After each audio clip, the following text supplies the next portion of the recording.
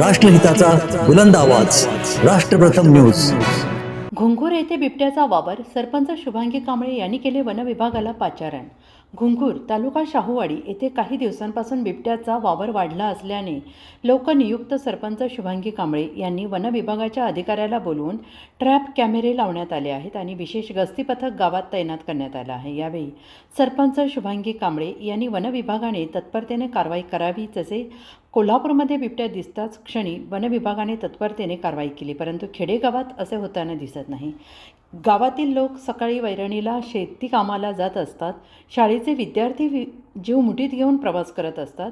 याची वन विभागाने आणि शासनाने गंभीर दखल घ्यावी आणि यावेळी उपसरपंच लताताई सावरे, बाजीराव सावरे, युवराज पाटील, सर्व सदस्य, संजय खोत, सामाजिक कार्यकर्ते, सरदार कांबळे, वन विभागाच्या काजल गावडे, अतुल पाटील आणि कर्मचारी आले होते।